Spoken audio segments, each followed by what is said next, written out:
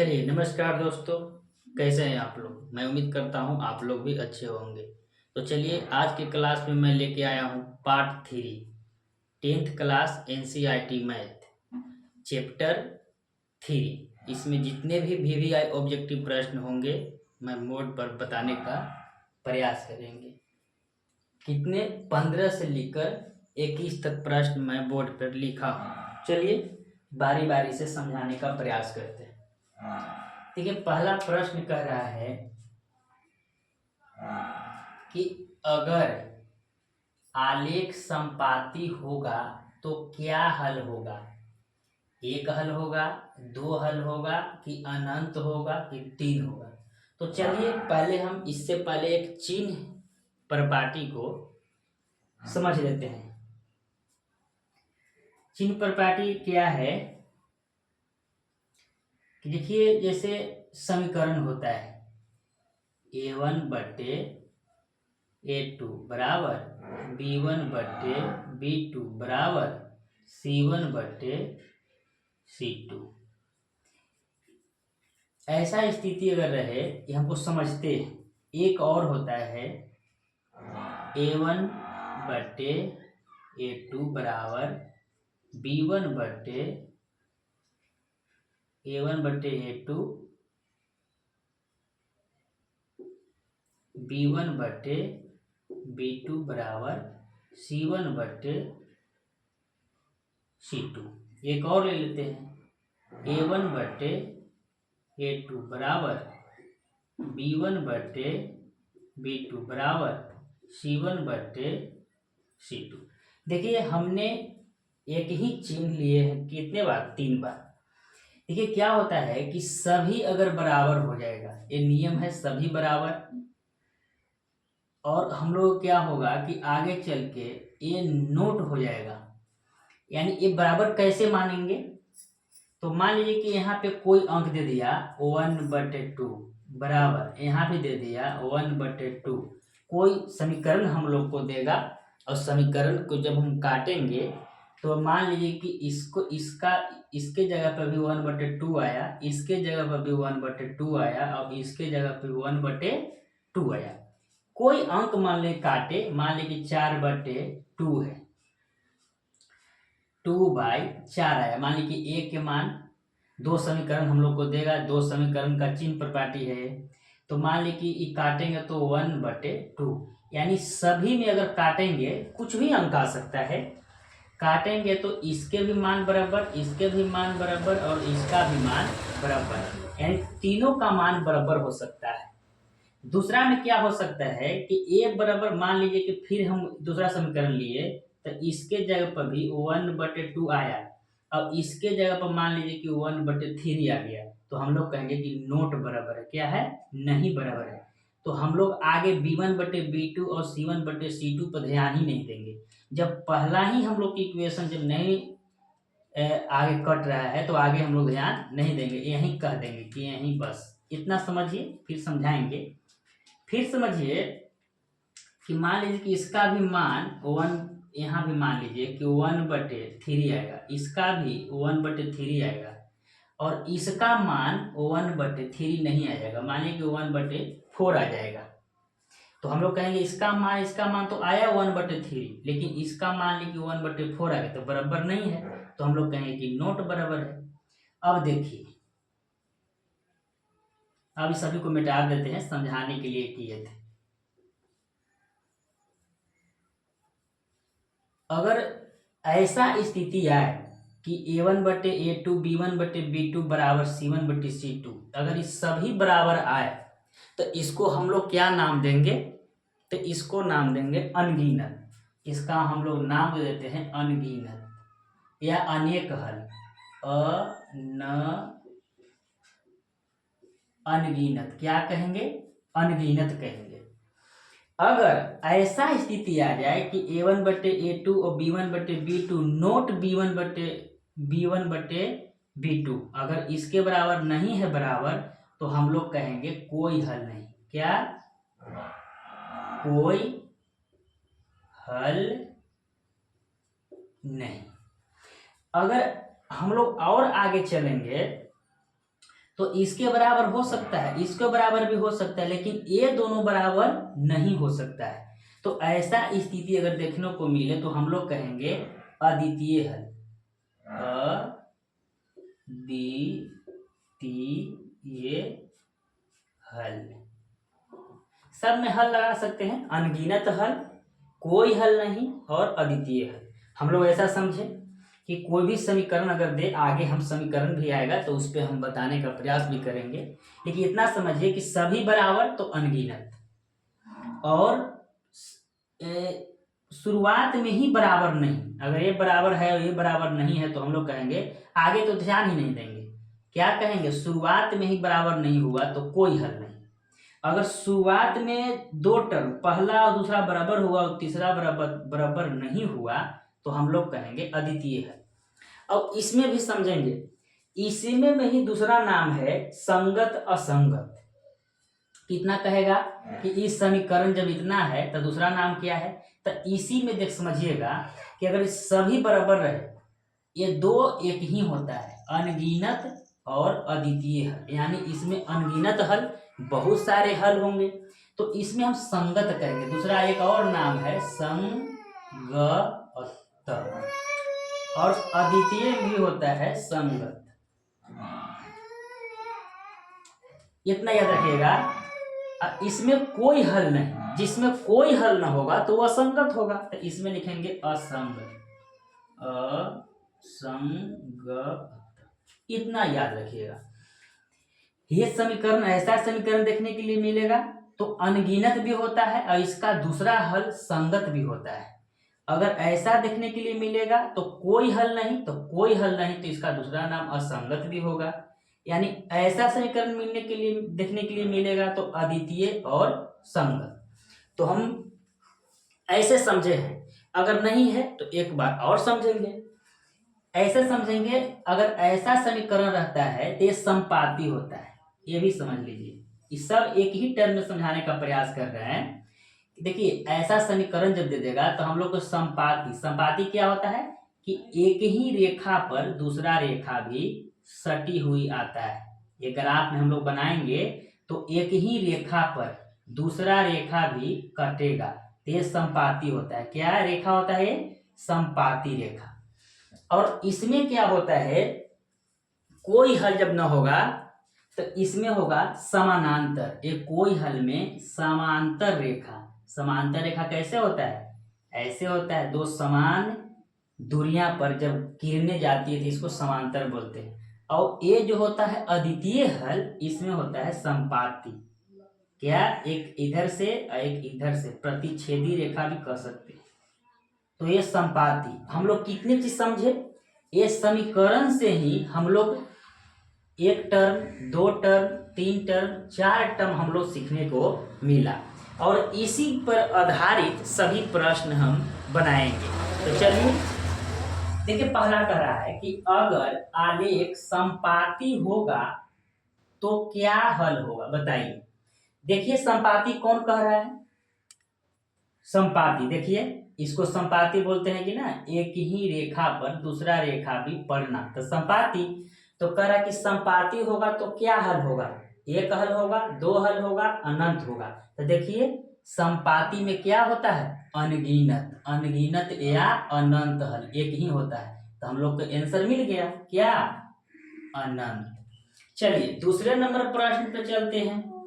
कह रहा है कि यदि 3x + 4y बराबर 10, 2x एवं 2x - 3y बराबर 2 हो तो एक्स वाई का मान, इस सैंपल में हम लोग को इस पे आधारित नहीं है, लेकिन एक्स वाई का मान निकाल लेंगे।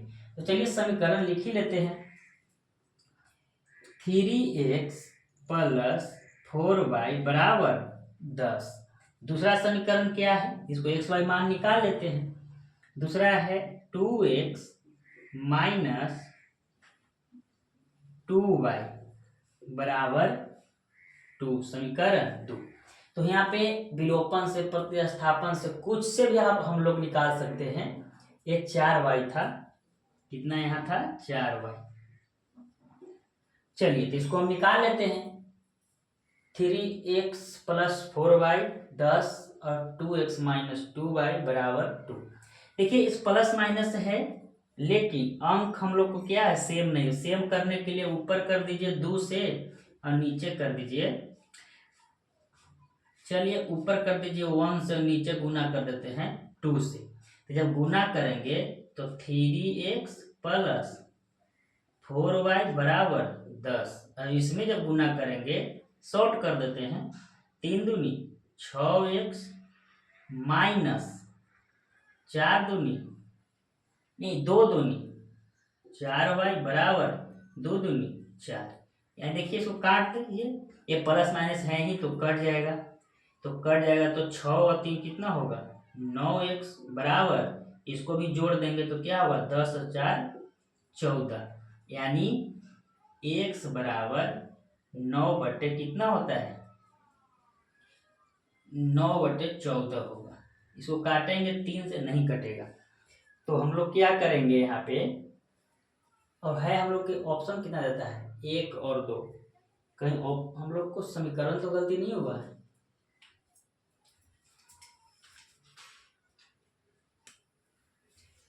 समीकरण गलती नहीं है, ये हम लोग को यहाँ गुना में गलती हुआ है। क्या हुआ गलती कि जब यहाँ गुना करेंगे तो 2 दूनी 4 यहाँ होगा 4x, और इसमें जब गुना करेंगे -4y और 2 दूनी 4। ठीक है, अब हम लोग काटेंगे तो कट गया, लेकिन यहाँ जोड़ेंगे तो 4 और 3 कितना हो जाएगा 7 होगा, यानी यहाँ गुना में है तो भागा में भेज देंगे 14/7, यानी x बराबर काटेंगे तो कितना 2। नहीं है तो इसी समीकरण 1 या 2 में मान बैठा देंगे, 3x+4y बराबर 10। x का मान बैठाएंगे तो y का भी मान आ जाएगा। चलिए देखिए 3 गुणे 2 + 4y बराबर 10। ठीक, 3 दूनी 6 + 4y बराबर 10। अब 4y बराबर 10 में से 6 जाएगा तो कितना हो जाएगा 4 हो जाएगा, यानी 4y बराबर 4। दिखाई दे रहा है कि नहीं? ठीक है, अगर नहीं दिखाई दे रहा है तो यहाँ से चलते हैं, ऊपर कर देते हैं। यहाँ चलेंगे 4y, कितना आया 4y बराबर 10 में से 6 जाएगा तो कितना 4, यानी y बराबर 4/4, यानी y बराबर कितना है 1, यानी x का मान आया 2 और y का मान आया कितना 1। x का मान 2 और y का मान 1। देखिए समीकरण में है कहीं x का 2 और y का 1, ऑप्शन नंबर ए। तो आप शॉर्ट भी बना सकते हैं, इसी तरह से इसको क्या करते हैं मिटा देते हैं इसको। चलिए अब जितने भी होंगे इसी टर्म पे इसी बेस पे सब हम लोग को प्रश्न होगा। अब देखिए 17 नंबर प्रश्न कर रहा है कि यदि a1/a2 b1/b2 बराबर c1/c2 तो इसका हल क्या होगा। देखिए सभी समीकरण बराबर है, देखिए सभी समीकरण बराबर है तो कह रहा है कि इसका हल क्या होगा। तो इसका हल क्या होगा हम लोग को, देखिए अद्वितीय, अनगिनत, कोई हल नहीं। क्या कह रहा है कोई हल नहीं, कोई हल नहीं, यानी 2 को कोई हल नहीं, कोई हल नहीं, यहाँ पे नहीं खाली दे दो। तो इसमें ऑप्शन देखेंगे कि जब सब समीकरण बराबर है तो देखिए अनगिनत होता है। क्या सब है तो अनगिनत, तो देखिए अनगिनत है तो ऑप्शन नंबर बी। चलिए 18 नंबर प्रश्न पे चलते हैं, फिर सेम टू सेम यही है। कह रहा है कि a1/a2 बराबर b1/b2 नोट c1/c2 तो क्या हल होगा। तो बताए थे कि अगर 2 को बराबर है और 1 को बराबर नहीं है तो अद्वितीय हल होता है। तो देखिए समीकरण में है कहीं अद्वितीय हल, तो ऑप्शन नंबर सी। अब क्या होगा कि चलेंगे 19 नंबर क्वेश्चन पे। कह रहा है कि युगपत रैखिक समीकरणों का निकाय a1x b1y और c1 या a2x b2y प्लस c2। तो अनगिनत हल क्या कर रहा है, अनगिनत हल प्राप्त होंगे। यानी कह रहा है कि जब दो समीकरण दे देंगे तो अनगिनत किसके लिए होता है, तो देखिए अनगिनत हल किसके लिए होता है। तब कह रहा है क्या, ऑप्शन में क्या है, अनगिनत दे दिया है और हम लोग को ए दे दिया है। तो अनगिनत में तो यही हल होता है, सभी बराबर। तो हम लोग समीकरण देख लेंगे, अगर हम लिखल रहेगा हम लोग को याद रहेगा कि अनगिनत होता है सभी समीकरण अगर बराबर रहे तो उसका हल होता है अनगिनत। तो सभी समीकरण कौन है बराबर है, देखिए ऑप्शन नंबर ए। जब सभी समीकरण अगर बराबर रहेंगे तो अनगिनत हल। और इसमें क्या था कि अगर दो बराबर और एक बराबर नहीं रहेगा तो अद्वितीय हल। और इसमें क्या बताया था कि सभी समीकरण बराबर रहेगा तो अनगिनत, यानी वही दे दिया है, यहाँ पे दिया था उल्टा खाली कर दिया है यहाँ पे। चलिए 20 नंबर प्रश्न में क्या कह रहा है, कह रहा है कि सेम टू सेम कितना है, 19 और 20 एक ही है। युगपत रैखिक समीकरणों का निकाय, मान लीजिए कि इतना समीकरण है और इतना समीकरण है, तो अद्वितीय हल क्या होंगे, अद्वितीय। चलते हैं इस ग्राफ पे चलते हैं, देखिए अद्वितीय हल है। अद्वितीय कब होता है, जब a1 बटे a2 और bn बटे b2 बराबर और c1 बटे c2 नोट हो, यानी दो बराबर एक बराबर नहीं हो तो अद्वितीय हल कहते हैं। तो ये समीकरण हम लोग को जहां मिलेगा वहां पे टिक लगा लेंगे। तो देखिए ये समीकरण का 20 नंबर का ऑप्शन नंबर सी होगा। चलिए तो और अब 21 नंबर पे देखते हैं। अब कह रहा है 21 नंबर, इस ग्राफ से बस 16 से लेके 20 तक था और इसी पे आगे प्रश्न, जब अगला नेक्स्ट वीडियो में जब लेके आऊंगा तो इसी आधार पे सभी क्वेश्चन होंगे। देखिए यहाँ पे क्या कह रहा है, हालांकि ऐसा प्रश्न अब दे नहीं रहा है लेकिन एक बता दे रहा हूं, तो हो सकता है दे दे अपवाद में। देखिए x प्लस 6y बराबर 15, जहां y बराबर 2 तो x का मान, यानी कह रहा है कि समीकरण दे दिया है, y का मान भी दे दिया है 2, तो x का मान निकाल लेंगे।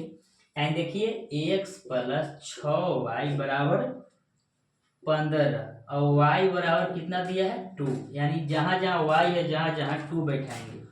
तो x प्लस 6 गुने 2 बराबर 15, x प्लस 6 दूनी 12 बराबर 15। तो क्या करेंगे, 15 12 है प्लस में तो उधर जाएगा तो माइनस में हो जाएगा। तो x बराबर 15 में से 12 जाएगा तो कितना बचेगा, 15 में से अगर 12 जाएगा तो 3 बचेगा, यानी x बराबर कितने 3। तो हम लोग क्या करेंगे, 3 ऑप्शन नंबर बी पे लगा देंगे। तो चलिए मैं उम्मीद करता हूं कि मेरा समझाने का तरीका आप लोगों को किस तरह लगा, और बोर्ड के दृष्टि से सभी जो मैं कॉन्सेप्ट बता रहा हूँ, टाइप बता रहा हूँ, आप लोग को हेल्पफुल रहेगा। आप एग्जाम देकर आइएगा तो एक बार जरूर याद कीजिएगा। चलिए वीडियो देखने के लिए आप लोग को बहुत बहुत धन्यवाद।